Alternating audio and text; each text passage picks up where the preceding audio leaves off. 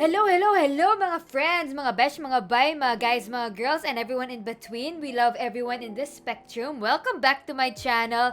And we all know SB19, especially if you're Pinoy. If you don't know SB19 yet, they're actually one of the more popular P-pop groups here in the Philippines. And P-pop is Pinoy pop. So yung P-pop, recently lang din na term na nag-come to light, right? I mean, I guess 2019, 2020, pero in the pandemic, mas naging prevalent sila. So, we all kind of know different P-pop groups like PGYO, Alamat, SB19, Daydream, medyo bago na group, P-pop Generation, also MNL, 48, and other different groups like BINI. So, mas nagiging prevalent sila in mainstream media and iba din yung na bibigay nila for entertainment and the level of their quality that they give in their performances and music videos, which is kinda interesting to watch. So ngayon, if you aren't updated on pop culture, actually, one of the members of SB19 debuted a solo song, a solo work and music video. So, si Ken, actually of SB19, real name niya, Felipe, and nag-debut siya ng Palayo official music video just recently. And ito na nga, mag-reaction video na nga tayo, guys. Palayo.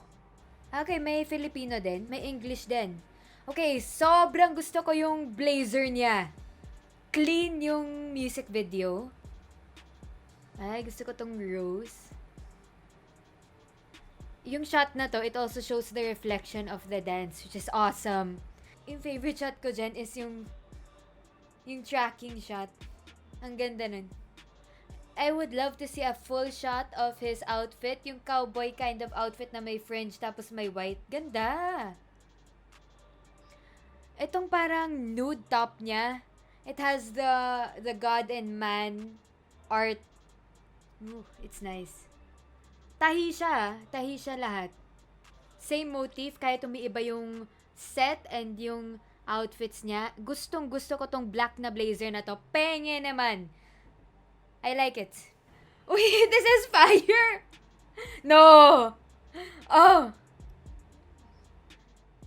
Okay, what I really like about this is parang hindi siya awkward mag-perform. Parang bigay na bigay niya talaga and naintindihan niya sa sarili niya yung message na gusto niyang ipakita sa mga tao. Guys, BGC worthy this song. Sa mga na-heartbroken dyan, tas ayaw na nila, they know their worth. Ito yung kanta na ipi-play nyo, guys. Kung gusto nyo makipag-break, isa nyo lang to yung music na to sa kanila. Palayo. Palayo. Ako na palayo kanina. Palayo pala. O parang he's burning. I think this is like cutting the bridge. Burning the bridge. With the rose and burning it. Yeah. Galing na editor nito. Ooh! R&B! R&B rap. Smooth ng kanta. I like it. I really like it. Kahit wala akong masyado naintindihan, aaralin ko yung Bisaya na mas todo para maintindihan ko to. Okay. Meron tayong tilting camera action, handheld. Grabe siya magbigay hataw kung hataw sa mga dance. Okay, I assume this was all filmed in the same location because of the same motif.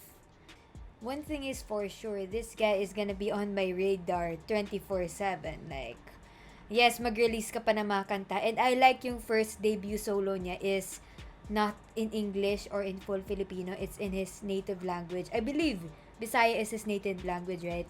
I love how more of our different languages in the Philippines are getting the limelight, especially through music.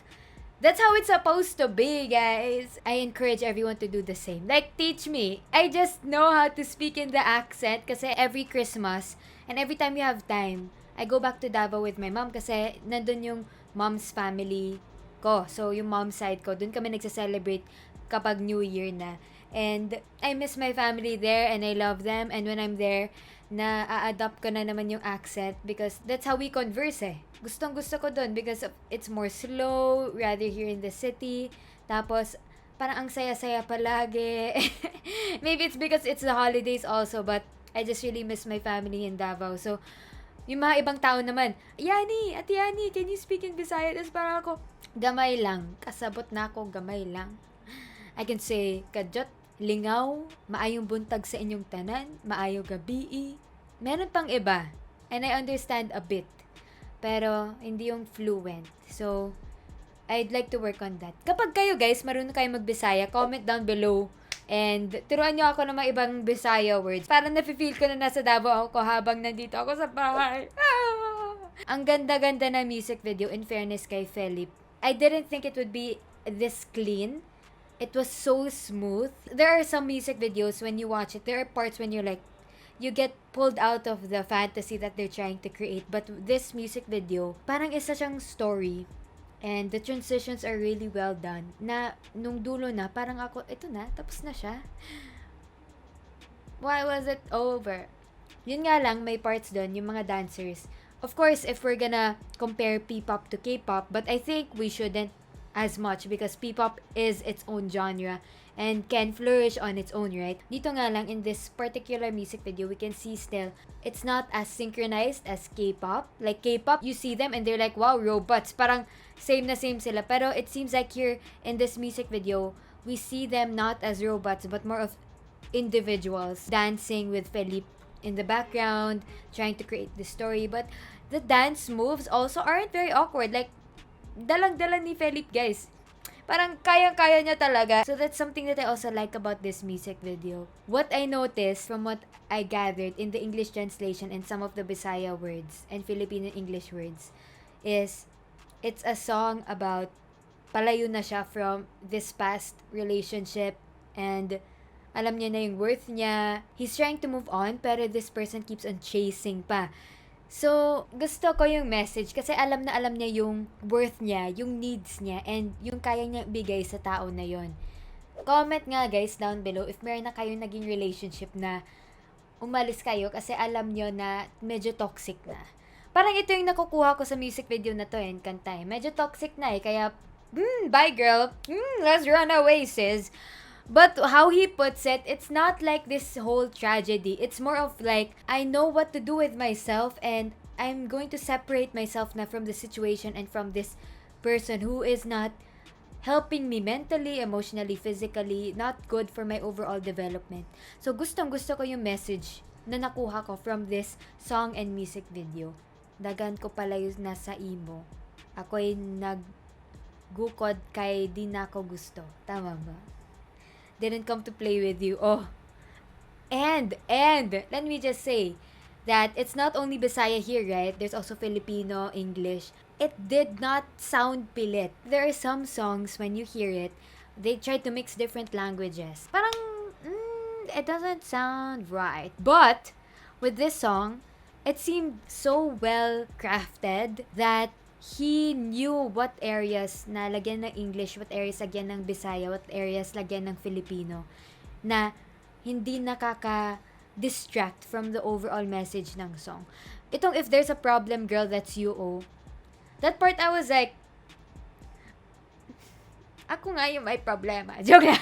May mga parts kami dyan na pwede namin kantahin kasi hindi namin masyadong masabi yung Bisaya words. Pero in the future, diba, matututo kami because songs like this really open a door for our different languages in the country to flourish. So, kapag nasa club ako or whatever, nagka-clubbing ko, girl. Pero hindi. Hindi ako masyado nagka-club. Sinasabi ko lang. Pero if like I'm in a party, yung part na anuhin ko dyan is if there's a problem, girl, that's you. Oh. And this is such a great example of how Filipinos or songs in general that are catchy, people will sing no matter if they understand it fully or not. Like, tayo, nakakanta na nga natin yung K-pop. Ako, hindi ko masyado naintindihan yung lyrics, pero kinakanta ko yung OST ng Hometown Cha-Cha-Cha or Dream High. Dream high, I couldn't catch at the end of time. You know, you get what I mean, guys. So, this is such a great way.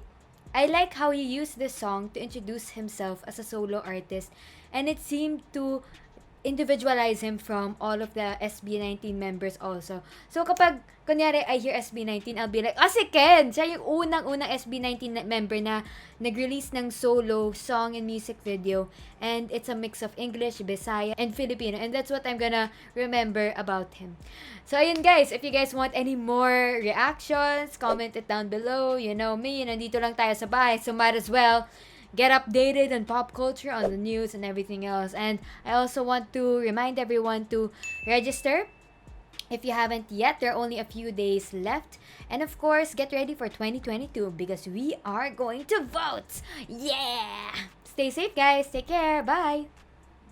Subscribe then! Sorry. Subscribe then. Thank you.